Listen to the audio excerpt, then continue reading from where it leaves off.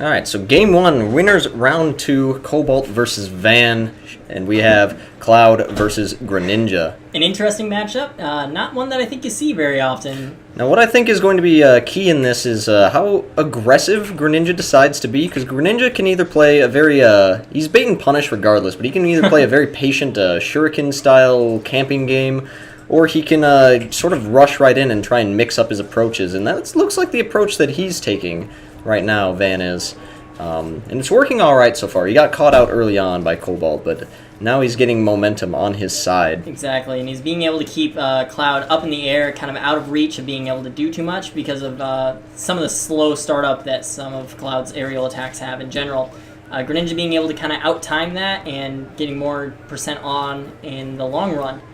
Absolutely. So what we see here is we've got Cobalt doing a good job of edge guarding. That was a good use of both Shadow Sneak to avoid Limit Cross Slash, and then the down air from Cloud, also really smart use. But at the same time, even the Cross Slash was smart because it covered high option. Greninja couldn't go over it because if he did, he would have run into the Cross Slash. If he had gone low like he did, he would be susceptible to a down air from Oh, and that was an excellent Shuriken snipe there. Oh, he's not able to capitalize though, but up tilt into so nair. Some Cloud strings going on. Nair. Ooh, he's got another one. Has to burn it right away, though. As he looks to extend his lead.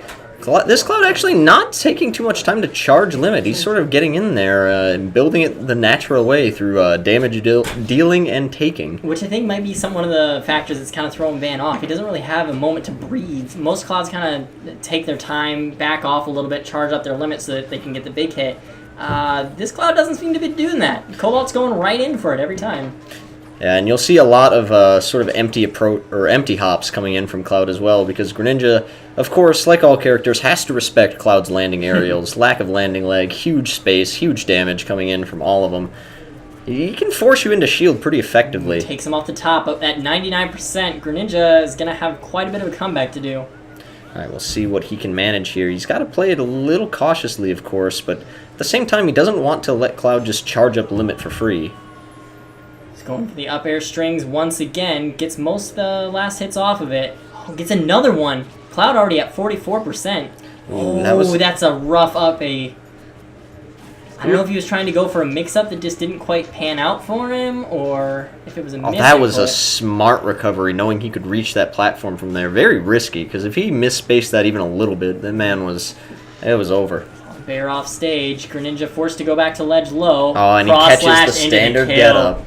Home run for Cloud, and game one for Cobalt.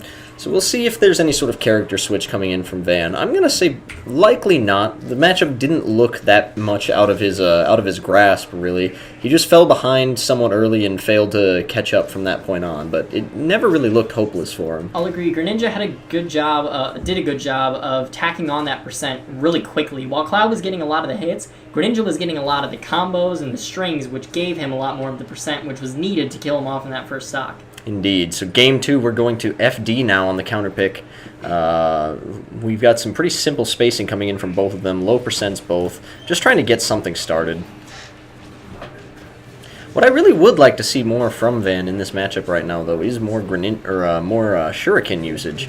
Shurikens are one of the better projectiles in this game, and especially with the charging affecting the travel time and the properties of the move. It's something that can be difficult to deal with, especially on approach. He used it quite well last game when he used it to edgeguard Cloud. Made sure that he couldn't come back low, because if he had, he would have run into the Shuriken, and also got a ton of percent off of it. Ooh, tech chase situation doesn't actually lead to anything there. Classic Cloud with limit, just the run-up shield to try and bait something out. Absolutely. Can't let Cloud have that limit, or you're going to have a bad time. And what we see here is that he's actually holding on to his limit. I think he wants to try and catch him in an edge guard situation, and he's content to just keep holding on to limit for that added mobility benefit that it does grant Cloud. Greninja did a good job of mixing up his recovery. Instead of going for ledge like Cloud expected, he went straight past him and got the up smash later on. Down tilt conversion. He's been fishing for that in both of these two games so far. That was the first one that's landed, and landed in spectacular fashion it did, getting the sweet spot. Ready to fire back. He's using a nice little stall there, but he's making good use of his down tilts now. The sliding forward motion allowing him to scoop up Greninja into the air. At lower percents, he can use that to combo into up airs. Now, he actually read the air dodge on that little throw setup into charged up smash, but he just held it a little bit too long and doesn't get any sort of punish for it. There we see again. He's actually he went too deep. He's going to fall for that one. Did another good job of kind of covering all the different recovery options Greninja had, but forgot to cover his own recovery options and gave game 2 to Van. We're at 1 game apiece here in winners round 2.